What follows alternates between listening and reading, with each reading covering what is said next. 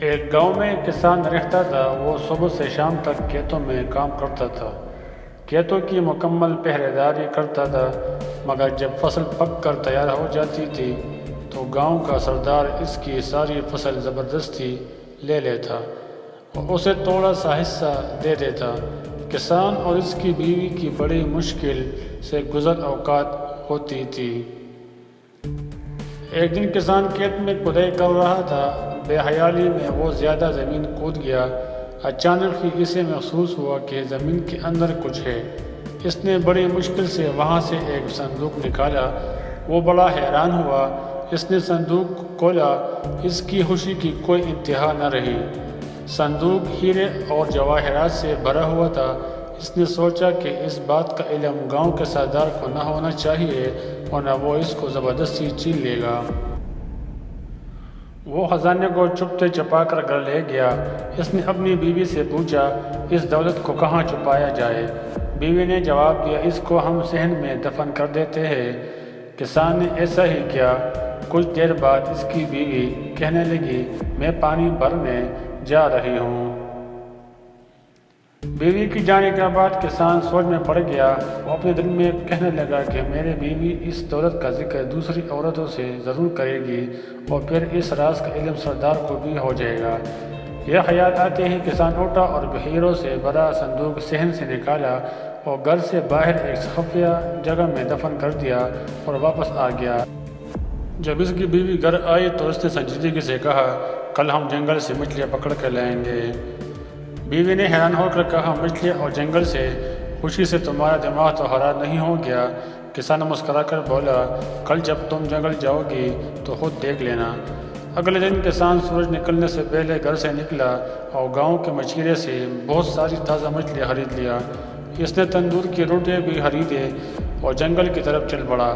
وہاں ایک جگہ دیکھ کر اس نے مچھلیاں زمین پر پھیلا دی اور کچھ آگے جا کر درختوں پر روٹیاں لٹکا دی۔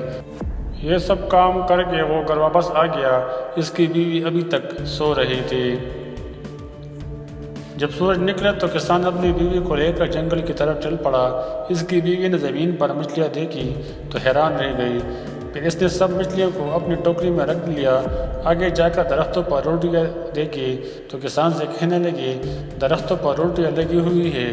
کسان نے کہا، یہاں روٹیوں کی بارش ہوتی ہے، کچھ روٹیاں درختوں پر اٹک جاتی ہیں۔ اس کی بیوی بڑی حیران ہو رہی تھی۔ کسان اور اس کی بیوی کے دن پھر گئے۔ اب وہ پہلے سے زیادہ اچھا کھاتے تھے۔ تھوڑے دن بعد ہر طرف یہ بات پھیل گئی کہ کسان کو کوئی خزانہ مل گیا ہے۔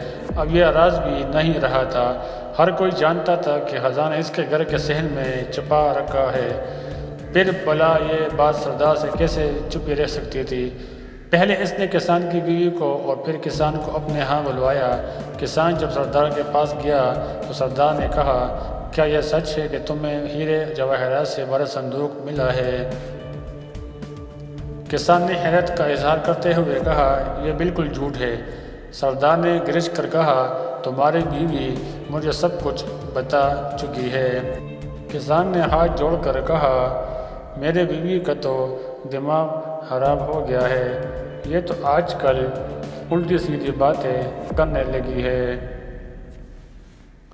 جب کسان کی بیوی نے یہ سنا کہ اس کا شوہر اسے پاگل کہہ رہا ہے تو وہ غصے سے بولی، حضور، جو کچھ میں نے بتایا ہے وہ حقیقت ہے، یہ صندوق ہمارے صحن میں دفن ہے۔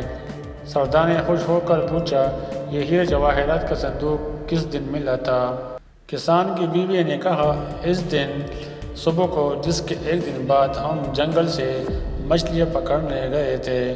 یہ سچ ہے، یہ وہ دن تھا جب آسمان سے پکی پکائی روٹیوں کی بارش ہوتی ہے۔ یہ عورت تو واقعی پاگل ہے۔ سردار نے مسکراتے ہوئے اپنے ساتھیوں سے کہا۔ سردار کے ایک خادم نے سردار کے کان میں کچھ کہا۔ سردار نے اپنے خادموں کو حکم دیا کہ کسان کے گھر جاؤ اور صحن کھود کر خزانے کا پتہ لگاؤ۔ خادموں نے سارا صحن کھود ڈالا مگر وہاں انہیں کوئی خزانہ نظر نہ آیا۔ وہ سب واپس چلے گئے۔ یوں غریب کسان اپنی عقل مندی سے نہ صرف ظالم سردار کے ظلم سے بچ گیا بلکہ اپنا خزانہ بھی بچا لیا۔